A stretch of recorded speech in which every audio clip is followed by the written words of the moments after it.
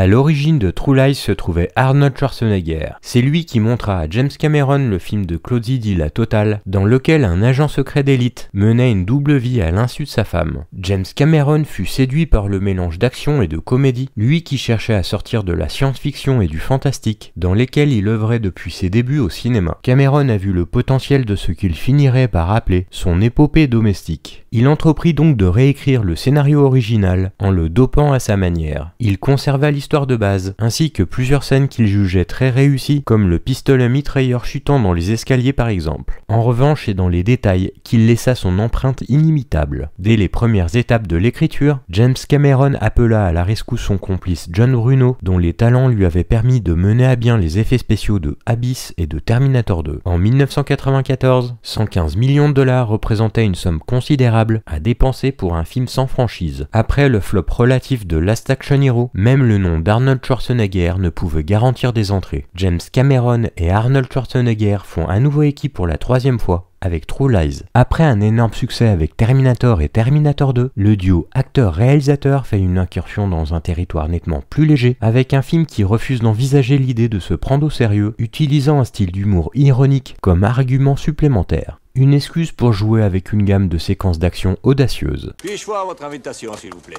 Bien sûr. Voici mon invitation.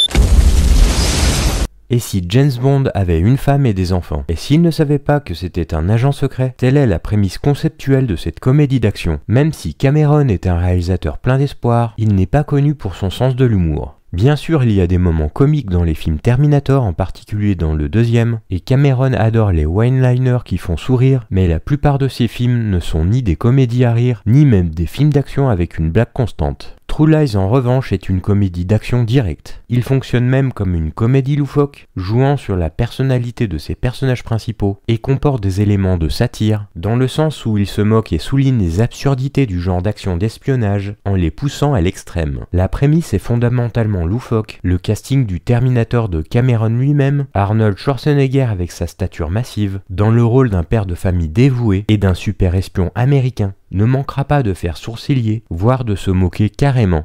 Regarde-moi quand je te parle. Non mais quel genre de flic es-tu, dis-moi?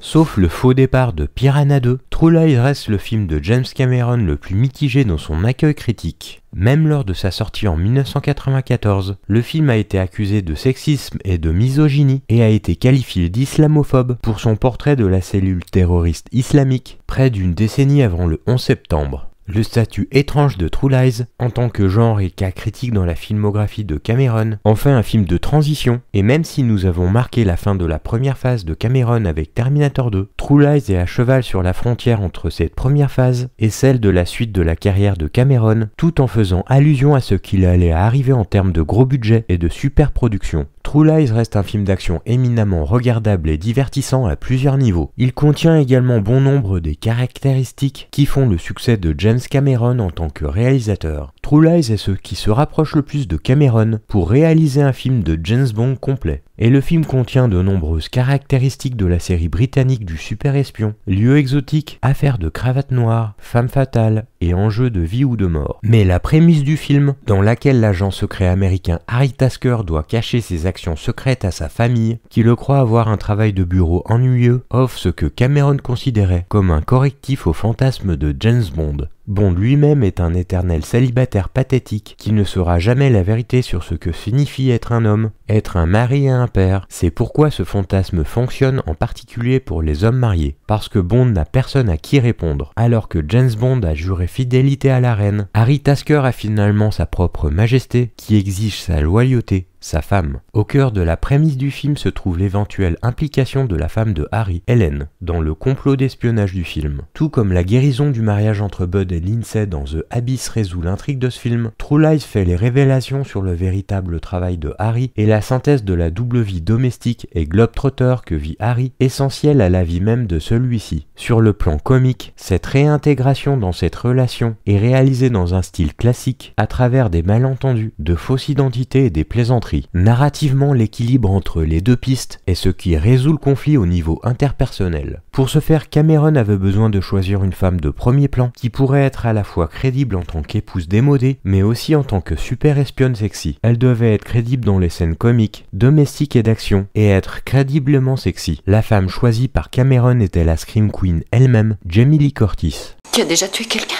Oui, mais c'était des méchants. Visuellement, True Lies est irréprochable. Les images restent stupéfiantes 30 ans plus tard. Un exemple de véritable choc cinématographique. Plus que tout, le film fait souhaiter que James Cameron réalise un film de James Bond un de ses jours. C'est d'autant plus vrai que True Lies s'ouvre sciemment sur un hommage à Goldfinger. Dans la séquence pré-titre de ce dernier, Sean Connery sort de l'eau en combinaison, et lorsqu'il l'enlève, 007 porte un smoking immaculé. Schwarzenegger réalise la même cascade ici après une plongée dans l'eau glacée, et c'est une belle façon de rendre hommage à une légende et prédécesseur d'un héros d'action. Après l'ouverture explosive, le film porte son attention sur la mise en place de l'intrigue domestique. Harry retourne chez lui dans la banlieue de Virginie, à l'extérieur de Washington DC, pour se blottir dans le lit de sa femme Helen, qui pense qu'Harry assiste à une conférence de vente à Genève. Le film nous montre les tensions qui existent dans la situation domestique de Harry et Helen. Alors que Harry aime beaucoup sa famille et est dans son esprit un mari et un père aimant, son dévouement à son travail au sein de l'agence de renseignement fictive Omega Sector signifie qu'il rentre souvent tard. Il manque souvent les événements familiaux importants et est à peine conscient des changements dans la vie de sa jeune fille adolescente. Il ne réalise pas à quel point Helen est insatisfaite de leur relation, l'écoutant à peine alors qu'elle fait des déclarations scandaleuses pour prouver son manque d'attention. En ce sens, True Lies fait partie d'une longue lignée de comédies des années 90 sur des pères qui travaillent trop et ont besoin de découvrir le vrai sens de la famille.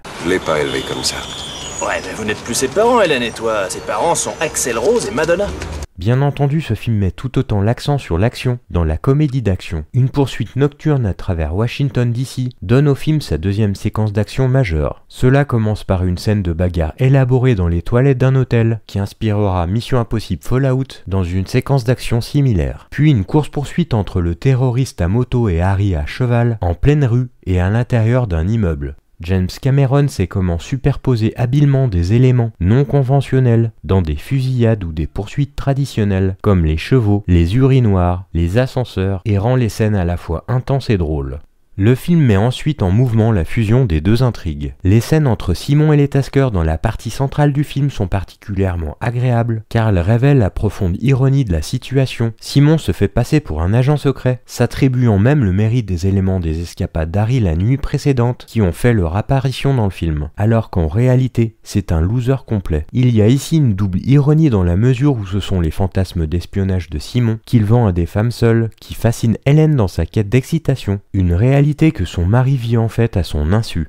Harry est rendu fou par sa conviction qu'Hélène le trompe, et avec l'aide de son collègue Gibb, il utilise les ressources de l'agence qui sont destinées à suivre Aziz, afin de suivre Hélène et Simon pour déterminer la véritable nature de leur relation. Dans une scène très drôle, Harry se rend au parking de voitures d'occasion de Simon pour faire un essai routier d'une Corvette vintage. Au cours de leur trajet, il demande à Simon de révéler la vérité sur la stratégie pour mettre au lit les femmes au foyer seules, insatisfaites de leur mari. Bill Paxton incarne Simon comme un personnage de dessin animé ricanant et souriant, sordide et ringard. Il décrit Hélène avec un langage qui fait monter la rage intérieure d'Harry.